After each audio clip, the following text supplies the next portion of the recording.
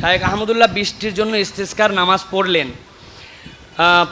কোনো নামধারী আলেম বললেন উনি নাকি আবহাওয়ার বার্তা শুনে বৃষ্টির প্রার্থনার নামাজ পড়েছেন এবং হাত তুলে মোনাজাত করাখানে অনেকভাবে ট্রল করেছেন। এ বিষয়ে যদি কিছু বলতেন। প্রিয় ভাইয়েরা, ওলামায়ে কেরামের দায়িত্ব কি?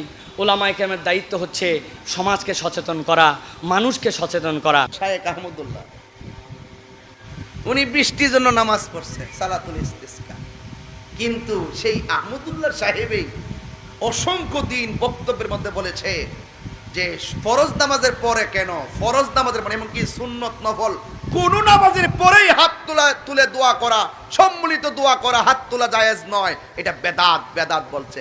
আমি বুঝাইতে চাইলাম যে আপনি সারা জীবন বললেন ফরজ নামাজ হোক, সুন্নত নামাজ হোক, নফল নামাজ হোক, সব নামাজের পরেই হাত তুলে দোয়া করা বেদাত। যদি বেদাত হয় আপনি সালাতুল ইস্তিসকা নামাজে হাত তুলে দোয়া করলেন কেন? শায়েখ আহমদুল্লাহ খালি বৃষ্টির জন্য নামাজ পড়ে নাই। শায়েখ আহমদুল্লাহ আস সুন্নাহ ফাউন্ডেশন বিগত 3 বছরে বাংলাদেশে 5 লক্ষ ফলজ গাছের চারাও লাগাইছে।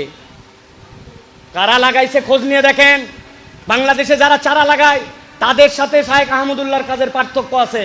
গাছ দিয়ে দিলাম, লাগালে লাগা, না লাগালে লাগা, আমি খালি গণ্যর মধ্যে আনলাম, হিসাবের মধ্যে আনলাম। জি না, আমরা গাছওয়ালাকে সিলেক্ট করি, গাছওয়ালার তথ্য থাকে, ওই গাছওয়ালার সাথে যোগাযোগ থাকে। গাছটা লাগালেন, বড় হলো কিনা, গরু ছাগলকে খাওয়াই দিলেন কিনা, আলহামদুলিল্লাহ। 5 লক্ষ গাছের মধ্যে 8 থেকে 9% গাছ যেটা মরে গেছে বা হয় নাই, বাকি সব গাছগুলো বড় হয়েছে। সুতরাং শায়েখ আহমদুল্লাহর বৃষ্টির আবহাওয়া দেখে শায়েখ আহমদুল্লাহ নামাজ পড়ে, এরকম অসভ্য যেই বক্তা কথা বলবে ওটার বিবেক এবং অন্তর দুটাই মরে গেছে। নচেত এইরকম বাজে কথা সে অন্তত বলতে পারে না। এটা তো বলবে নাস্তিক্যবাদী লোকেরা, এটা তো বলবে শাহবাগীরা, এটা তো বলবে ইসলাম বিদ্বেষীরা। যদিও এরকম কিছু নয়, কিন্তু তারা বললে তাও মানে যে, কিন্তু যখন কোন আলেম এই কথা বলে তখন বুঝতে হবে ওর অন্তরটা মরে গেছে। ঠিক কিনা? আল্লাহ আমাদেরকে বোঝার তৌফিক দান করেন। প্রিয় ভাইরা, এই সুন্নাতটা জিন্দা করছেন শায়েখ আহমদুল্লাহ সমসাময়িক আমলে। বাংলাদেশে এখন সব জায়গায় এই আমলটা হচ্ছে। এটা যে একটা আমল এটা অনেকেই জানতো না।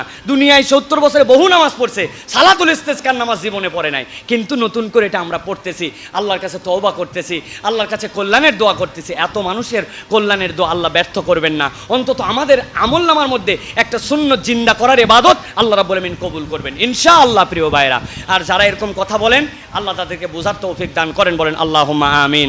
আল্লাহ তাদেরকেও হেদায়েত দান করেন, তাদের এই সকল বাজে কথার থেকে বেঁচে থাকার তৌফিক দান করেন। হাত তুলে দোয়া, আল্লাহ রসুল যে কাজ যেখানে যেভাবে করেছেন সেটা করার নাম সুন্নাত। আপনি কোন জায়গার কিয়াস কোন জায়গায় লাগান? আপনি উল্টাপাল্টা কিয়াস করেন কেন? আপনি যদি যুক্তি দিয়ে চলেন তা আপনি যুক্তি দিয়ে তো আমার সাথে আপনি 3 মিনিট টিকতে পারবেন না। নামাজ পড়াচ্ছে ভালো আমল কিচ্ছু নাই। নবী করিম সাল্লাল্লাহু আলাইহি ওয়াসাল্লামের মাসুম ছিলেন, সাহাবায়ে কেরাম আল্লাহ রাব্বুল আলামিনের পক্ষ থেকে ঘোষণা যে আদুল ছিলেন, তাহলে তাদের আমল নামার সাথে আমাদের আমল নামার হিসাবই চলবে না। আজকের জুম্মার নামাজ 2 রাকাত, প্রত্যেক রাকাতে 2টা করে সিজদা দেই, প্রতি রাকাতে 1টা করে রুকু দেই। জিজ্ঞাসা করব সিজদা দেওয়া ভালো কাজ না খারাপ কাজ? কথা বলেন, সিজদা দেওয়া ভালো কাজ না খারাপ কাজ? তা আমরা আজকে জোহরের নামাজে গুনাহগার, আল্লাহ খাতাকার, আমরা জোহরের নামাজে 4টা সিজদা দেব, ভালো না খারাপ? দিবেন আপনারা? কেন দিবেন না? আপনারাই না বললেন একটু আগে সিজদা দেওয়া ভালো কাজ, নবীজির গুনাহ ছিল না, সাহাবায়ে কেরাম মাসুম, সাহাবায়ে কেরাম আদুল ছিলেন, আপনি 4 সিজদা কেন দিবেন না? বলবেন না নবী যেভাবে করছে ওইভাবে করা লাগবে, আবেগ দেখানো যাবে না। আপনি এই জায়গায় সিজদা হাজার ভালো হওয়ার পরেও আপনি আবেগ দেখায় 4 সিজদা দেন না, তো নবী কোন জায়গায় সম্মিলিত মোনাজাত লাগবে, কোন জায়গায় লাগবে না ওটা দেখাই দিয়ে যান নাই? এখন সালাতুল ইস্তিসকার দোয়া আছে, আপনি সেইটাকে আবার ফরজ নামাজের পরে সেট করেন, অমুক নামাজের পরে সেট করেন। এটা হচ্ছে যাদের মাথার মধ্যে আকল নাই, দিন বুঝে না, খালি আবেগ দিয়ে হই হই করে, এটা হচ্ছে তাদের কথা। যারা দিন ইসলাম বুঝে তারা এরকম কথা বলবে না। ঠিক কিনা? আল্লাহ আমাদেরকে বোঝার তৌফিক দান করুক। শায়েখ আহমদুল্লাহর মতো এরকম আরো আহমদুল্লাহ আমাদের দেশে দান করুক, বলেন আল্লাহুম্মা আমিন। এবার বোরকা ও নেকাব নিষিদ্ধ করলো চট্টগ্রাম চক্ষু হাসপাতাল, এ বিষয়ে যদি কিছু বলতেন। প্রিয় ভাইয়েরা, আমরা বারবার বলেছি কিছু শয়তানের প্রেতাত্মা এইগুলো আমাদের অনেক প্রতিষ্ঠানের মধ্যে বাংলাদেশে ঢুকেছে, কিন্তু আমরা বিশ্বাস করি তাওহীদি জনতা যতদিন পর্যন্ত ইমানের তাহজিব তামাদ্দুন নিয়ে হৃদয়ের মধ্যে থাকবে, বাংলার জমিনে জুমার খুতবা এবং খুতবার মঞ্চের থেকে কথাবার্তা চলবে, আমাদের যতদিন পর্যন্ত ইমান ইসলামের মহব্বত থাকবে, ইনশাল্লাহ এই সকল পাঁয়তারাবাজদের পাঁয়তারা ইনশাল্লাহ বাংলাদেশে বাস্তবায়িত হবে না। যারা এরকম কাজ করতেছে তাদেরকে আমরা বলবো আল্লাহর ওয়াস্তে একটু বিবেক জাগ্রত করেন, আল্লাহর ওয়াস্তে একটু মাথা খাটান। আপনি কেন এইগুলা নিয়ে কথাবার্তা বলেন? ইসলাম যে পোশাকের ড্রেস কোড দিছে, একটা নারী কোন পোশাক পরবে, কোন জায়গায় কোন পোশাক পরবে, এটা তো আল্লাহ নির্ধারণ করে দিছে।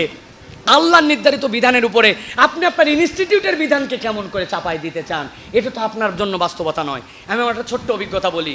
কিছুদিন আগে, আমি এয়ারলাইন্সের নাম বলবো না, যে কোনো একটা এয়ারলাইন্সে আমি যাচ্ছিলাম।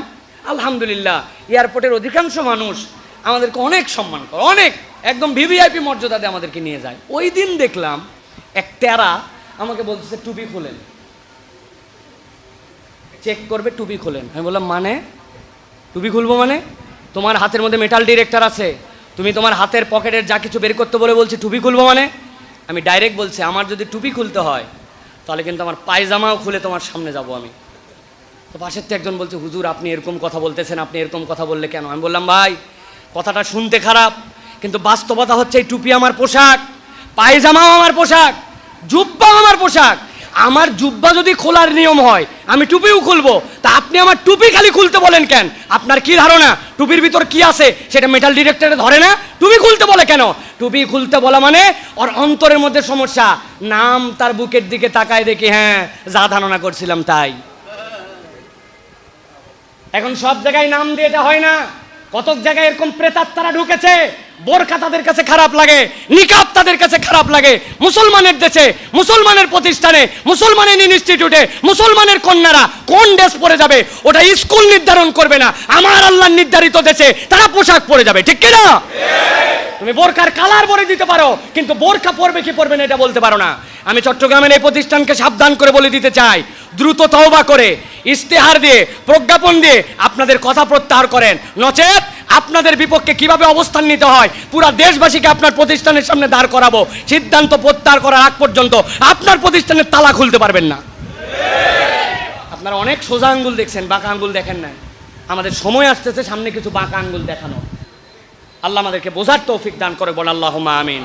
এই সকল ষড়যন্ত্রকারীর বিপক্ষে কথা বলবেন, সোচ্চার থাকবেন। এটা আমাদের ইমানের প্রশ্ন, এটা কোনো দেশজ প্রশ্ন নয়, এটা কোনো ভাওতাবাদী নয়, এটা মুসলমানদের ইমানের দাবি। ইমানের দাবিতে মুসলমান কোনো স্যাক্রিফাইস করতে পারে না, ঠিক কিনা? প্রতিষ্ঠানে, ওই প্রতিষ্ঠানে আমার মেয়েরা পড়বে না, আমার লোকেরা যাবে না, কিন্তু পড়তে হলে ইসলামের এই নিয়ম কানুন মেনে চলতে হবে। পড়বে না এই কথা বলারও সময় নাই, পড়বে। আল্লাহর দেওয়া ড্রেস কোডের নিয়ম মেনে পড়বে। আমার দেওয়া টাকায়, আমার ট্যাক্সের, আমার চালানের টাকায় তুমি চলবা, আর আমার বোন, আমার মা, আমার খালা, আমার চাস্তো বোনেরা, আমার ভাই বোনেরা সেখানে পড়বে তোমাদের ইচ্ছা মতো না। আল্লাহর দেওয়া ড্রেস কোড